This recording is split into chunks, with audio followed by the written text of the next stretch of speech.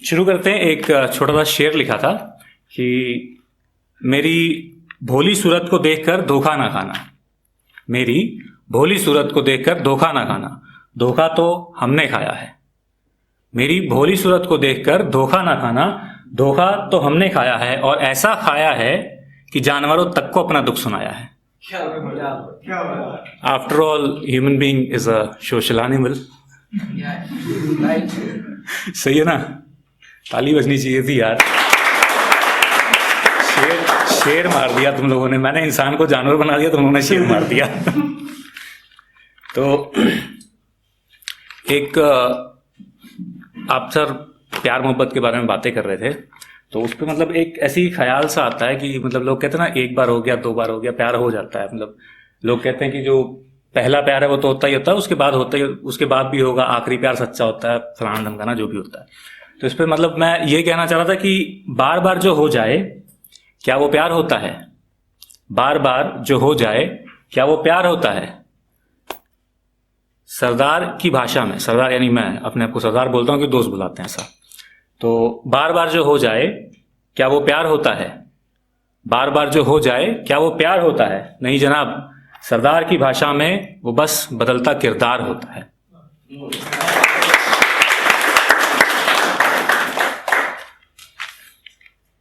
अच्छा, हम ये कहते हैं ना, 4 दिन की चांदनी फिर है अंधेरी रात, खाली हाथ आए थे खाली हाथ जाएंगे। तो ये सारी जो बातें लोग कहते हैं, कहकर आधी अधूरी मतलब मेरे हिसाब से वो आधी अधूरी सी रह जाती हैं कि भाई 4 दिन की चांदनी फिर है अंधेरी रात, खाली हाथ आए थे खाली हाथ जाएंगे। तो इस पर आगे मैंने इसको कुछ करने की कोशिश की थी, तो देखिए जरा कैसा लगता है। 4 दिन की चांदनी फिर है अंधेरी रात, खाली हाथ आए थे खाली हाथ जाएंगे, पर जाने से पहले उस अंधेरी रात के आने से पहले, जाने से पहले उस अंधेरी रात के आने से पहले चंद लम्हे तुम्हारे नाम कर जाएंगे, चंद लम्हे तुम्हारे नाम कर जाएंगे, क्योंकि हमारे जाने के बाद तुम्हारा जीना हराम होना बेहद से भी ज्यादा जरूरी है। अच्छे लग रहे हैं या यूं ही तालियां बजा रहे हो? तो थोड़ी ज्यादा बजाओ यार, ये कम है तालियां।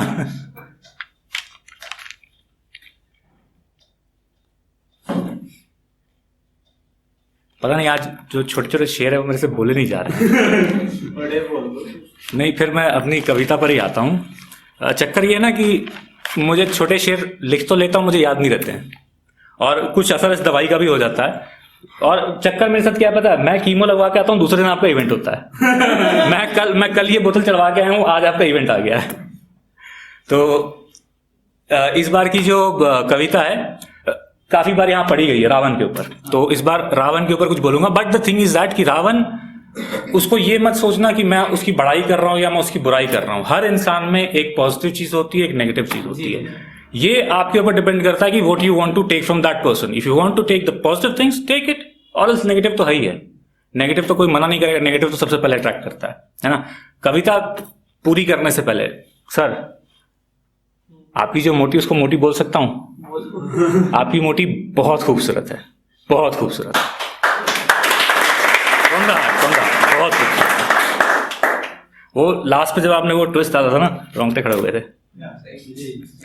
तो अच्छा, रावण के बारे में कविता शुरू करने से पहले एक छोटा सा ब्रीफ देता हूं। हमने रावण के बारे में ये सुना कि भाई रामायण हुई, रामायण में सबसे बड़ा विलन कौन? तो रावण।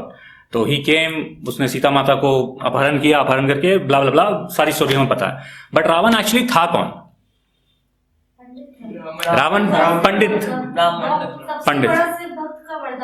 बिल्कुल बिल्कुल मैडम, बिल्कुल। बट अच्छा, उस कहानी पे जाने से भी पहले आप लोग ये मानते हो कि एवरीथिंग इज प्री डिटरमिन्ड, पहले से वो डिटरमिन होती है? अगर मैं आज यहाँ बैठा हूं तो ये पहले से कहीं ना कहीं मेरी किस्मत में शायद लिखा हुआ था कि मैं आज यहाँ बैठूंगा, और आज इस तरह से मैं पढ़ रहा हूँ कि मुझे खुद लग रहा है कि मैं पहली बार कर रहा हूं। द थिंग इज दैट ये सब कुछ प्री डिटरमिन्ड होता है। Same thing with Ravan. Ravan के साथ भी यही चीज हुई थी। ये आप अगर माइथोलॉजी फॉलो करते हो, अगर आप माइथोलॉजी को देखते हो, समझते हो, तो आपको ये चीज पता चलेगी। द थिंग इज दैट कि रावण जो है, चलो शुरू से शुरू करते हैं। ब्रह्मा जी के 4 पुत्र थे, जिनको कहते थे सनातन ऋषि। ये जो सनातन ऋषि थे 4, ये देखने में छोटे बच्चे थे बट एक्चुअली वो छोटे बच्चे नहीं थे, उन्हें श्राप मिला था। श्राप किसने दिया था? उसी के भाई ने, जो जी जी बिल्कुल, वो दक्ष उसका भाई था। ठीक है, तो दक्ष ने उसको श्राप, उन चारों को श्राप दिया था, वो छोटे बच्चे बन गए थे। तो ये जो सनातन ऋषि थे, ये इनके मन में एक दिन जिज्ञासा जागी कि भाई हमने जाना है विष्णु लोक, विष्णु लोक जाके हम भगवान विष्णु के दर्शन करेंगे। वेरी गुड, किसी का भी मन करता, कोई भी भक्त अपने भगवान से मिलने को जा सकता है। तो इन्होंने डिसाइड किया कि भाई हमने जाना है। अब इन्होंने डिसाइड किया जाना है, ये पहुंचे विष्णु लोक। विष्णु लोक जब पहुंचे तो वहां पर थे दो द्वारपाल, द्वारपाल मीन्स गेट कीपर। तो जो ये दो द्वारपाल थे, एक था जय, एक था विजय। ठीक है, इन दोनों ने ये कहा कि भैया जो मेरा मास्टर है, the master is sleeping so I won't allow you, मैं आप लोगों को अंदर आने, या हम आप लोगों को अंदर नहीं जाने दे सकते हैं, क्योंकि जो मेरा मालिक है वो आराम कर रहा है और इस वक्त वो किसी से मिलेगा नहीं। इन ऋषि कुमारों को ये वरदान था कि ये कहीं पर भी किसी भी वक्त जा सकते हैं और कोई इन्हें रोक नहीं सकता, इनको ये वरदान था। बट इनके साथ क्या हुआ, इनको गेटकीपर्स ने रोक दिया, जय विजय ने रोक दिया और कहा कि भैया देखो अभी प्रभु आराम कर रहे हैं, विश्राम कर रहे हैं, तो अभी आप नहीं जा सकते। तो वेल एंड गुड, इनको वो चीज लग गई बुरी। अब जब इनको बुरी लग गई तो इन लोगों ने इन दोनों को श्राप दिया।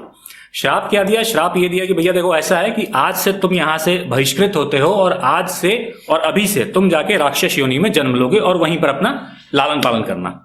जैसे ही ये चीज हुई, विष्णु जी को अंदर पता चली। विष्णु जी को जब पता चली तो विष्णु जी लक्ष्मी माता के साथ बाहर आए और आकर के उन्होंने सनातन ऋषियों से कहा कि भाई देखो ऐसा है कि ये जो दो लोग हैं ये भी मेरे भक्त ही हैं, एंड इसके पीछे भी एक कथा है, जय और विजय ये उनके द्वारपाल कैसे बने थे उसके पीछे भी एक कथा है, वो सम टाइम लेटर, अगर कभी उधर गए तो उधर वो बताऊंगा मैं वो। अच्छा, आप लोगों ने एक तस्वीर देखी होगी, जनरली ये मंदिरों में तस्वीर दिखती है, एक हाथी होता है, एक मगरमच्छ होता है और धरती होती है। ये जो हाथी और ये मगरमच्छ है ना, ये वही जय और विजय हैं। ये वही जय और विजय हैं जिनको वरदान मिला था कि वो भगवान विष्णु के गेटकीपर यानी कि द्वारपाल बनेंगे। तो भगवान विष्णु बाहर आते हैं, वो कहते हैं कि भैया ऐसा है कि देखो ये भी मेरे भक्त हैं, तुम मेरा दर्शन करने आए थे, तो ऐसा नहीं होना चाहिए कि एक को मिले और दूसरे के साथ हम कुछ छीन लें। तो उन लोगों ने कहा कि भी देखो ऐसा है कि वरदान मतलब जो श्राप है, श्राप तो मैं वापस नहीं ले सकता, but we can just reduce the period for that. तो पीरियड क्या रिड्यूस हुआ? उन्होंने कहा कि भैया देखो ऐसा है कि अब आप 3 बार धरती पर जन्म लोगे राक्षस योनि में। तो उन्होंने कहा ठीक है चलो, जय विजय दे वर रेडी। उन्होंने कहा कि हाँ भाई चलो ठीक है, एटलीस्ट ये तो है ना कि भाई जिंदगी में कभी विष्णु भगवान के साथ ना रहा या उनके दर्शन ना हो पाए, उससे बेटर तो ये कि 3 बार जन्म लो, 3 बार जन्म लेके वापस आओ और वापस लाकर ठीक हो जाओ। चलो ठीक है, अच्छी बात, सब कोई अग्री कर गए। अब क्या हुआ, जो ऋषि कुमार थे इन्होंने बीच में डाला ट्विस्ट। ये कहते थे रुको रुको प्रभु, इतनी आसानी से कहां जा रहे हो, सुन तो लो पूरी बात। तो ये कहते हैं कि भैया देखो ऐसा है कि हमने तो ये आपसे कह दिया कि 3 बार जन्म लेंगे, अब आगे की कहानी पूरी सुनो। आगे की कहानी ये है कि भैया ये 3 बार जन्म लेंगे और तीनों बार आपके परम शत्रु बन के जन्म लेंगे और तीनों बार आप ही इनका संहार करोगे, तभी इनको मिलेगी मुक्ति। अब ये जब बात हुई, अब मरता क्या ना करता, उन्होंने वापस आना था जय विजय ने कि भैया I have to come back to my master. They agreed, उन्होंने कहा चलो ठीक है, अच्छी बात है। तो इस तरह से हुआ था। ये जय और विजय जो थे, ये रावण था जय और विजय था नहीं, कुंभकर्ण, एग्जैक्टली। तो जो ये तीन इनके जन्म होते हैं ना, पहला जन्म जो इनका हुआ था वो हुआ था हिरण्याक्ष और हिरण्यकश्यप। हिरण्याक्ष का वध किया था वामन अवतार ने, हिरण्यकश्यप का वध किया था नरसिंह अवतार ने। ठीक है, और जब दूसरा जन्म होता है रावण और कुंभकर्ण। ठीक है, रावण और कुंभकर्ण इनका वध किया राम जी ने, सबको पता है। इसके बाद जो तीसरा जन्म होता है दंत्रवक्र के रूप में और शिशुपाल के रूप में, जिसका वध करते हैं कृष्ण जी। तो ये एक बैक स्टोरी थी कि हम रावण के बारे में कहते हैं कि रावण ऐसा था, फलाना था, ढिमकाना था, but the thing was that कि वो भैया अपने प्रभु का भक्त था, उसने वापस अपने भगवान के पास जाना था। तो जो भी उसके साथ हुआ, जो भी कर्मकांड किया, वो सब कुछ पहले से लिखा हुआ था और ये पोर्ट्रे किया जाता है कि भाई रावण बुरा है या अच्छा है, what ever the thing is. तो अब इस पे अब आपको मैं उसका पॉजिटिव नेगेटिव नहीं बता रहा, मैं सिर्फ ये बता रहा हूं दशानन से रावण तक का सफर। उसे हम दशानन के नाम से जानते थे, दशानन से वो रावण कैसे बना या क्यों बना या उसमें उसको क्या उपलब्धियां मिली, ये उसके ऊपर है। ठीक है, तो इसे जरा ध्यान से सुनिएगा और तालियां प्लीज बजाते रहिएगा, मेरा मनोबल ऐसे ही गिरा पड़ा है। ठीक है, तो इसको नाम मैंने दिया था दशानन से रावण तक का सफर। तो ये कुछ इस तरह से जाती है कि वो अच्छा था या बुरा, वो अच्छा था या बुरा उसके कर्मों से अनुमान तो लगा ही लिया होगा। वो अच्छा था या बुरा उसके कर्मों से अनुमान तो लगा ही लिया होगा। गर कुछ अनुमान ना लगा सके होगे तो उसके गुणों का अनुमान ना लगा सके होगे। गर कुछ अनुमान ना लगा सके होगे तो उसके गुणों का अनुमान ना लगा सके होगे कि कैसे गुणों से लबालब भरा हुआ था। वो अच्छा था या बुरा उसके कर्मों से अनुमान तो लगा ही लिया होगा। अगर कुछ अनुमान ना लगा सके होगे तो उसके गुणों का अनुमान ना लगा सके होगे कि कैसे गुणों से लबालब भरा हुआ था। कहानी जिसकी आज है सुनानी, कहानी जिसकी आज है सुनानी, वो था ज्ञानियों का ज्ञानी दशानंद महाज्ञानी। कहानी जिसकी आज है सुनानी, वो था ज्ञानियों का ज्ञानी दशानंद महाज्ञानी। असुरों का वो महानायक था, असुरों का वो महानायक था, पर फिर भी अपने युग का सबसे बड़ा खलनायक था। असुरों का वो महानायक था, पर फिर भी अपने युग का सबसे बड़ा खलनायक था। 10 बार अपने शीश की आहुति दी, 10 बार अपने शीश की आहुति दी, तब जाकर कहीं दशानंद कहलाया था। 10 बार अपने शीश की आहुति दी, तब जाकर कहीं दशानंद कहलाया था। 6 शास्त्र और 4 वेदों का वो ज्ञाता था। 6 शास्त्र और 4 वेदों का वो ज्ञाता था। इतना ज्ञान तो बस उस 10 सर वाले दशानंद पर ही बाता था। तीनों लोकों में उसका डंका था, तीनों लोकों में उसका डंका था। घर फिर भी उसका लंका था, कहीं भी जा सकता था, पर Lanka it was best for him. युग तो यूं 4 है बताते, पर दशानंद ने अपने लंका में सिर्फ स्वर्णिम युग ही बनाए थे। युग तो यूं 4 है बताते, पर दशानंद ने अपनी लंका में सिर्फ स्वर्णिम युग ही बनाए थे। सालों तपस्या की, सालों तपस्या की अमृत के बस एक कण के लिए, सालों तपस्या की अमृत के बस एक कण के लिए, उस एक कण को अमृत कुंड बना अपने भीतर ही समा डाला था। सालों तपस्या की अमृत के बस एक कण के लिए, उस एक कण को अमृत कुंड बना अपने भीतर ही समा डाला था। अपने उत्तराधिकारी का जब ख्याल आया था, अपने उत्तराधिकारी का जब ख्याल आया था, दशानंद नवग्रहों को बांध लंका लाया था। काल विजेता दशानंद महाकाल का परम भक्त था। काल विजेता दशानंद महाकाल का परम भक्त था। दशानंद की भक्ति से प्रसन्न हो महाकाल ने चंद्रहास का वरदान भी दे डाला था। दशानंद की भक्ति से प्रसन्न हो महाकाल ने चंद्रहास का वरदान भी दे डाला था। भक्ति में मिले इस वरदान का घमंड, ध्यान से सुनना, कान खोल के सुनना। भक्ति में मिले इस वरदान का घमंड उसके सर चढ़ करके बोला था। भक्ति में मिले इस वरदान का घमंड उसके सर चढ़ करके बोला था।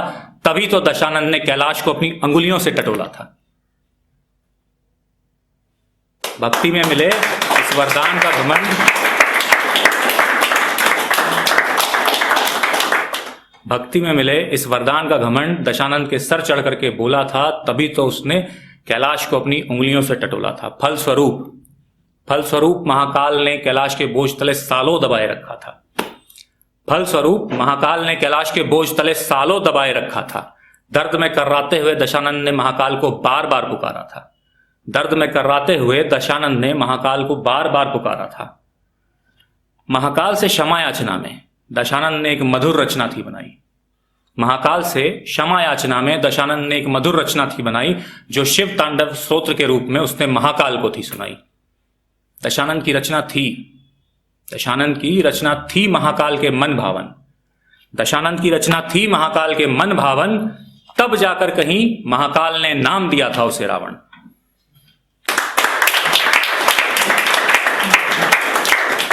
इतना ही था दशानंद से रावण तक का सफर।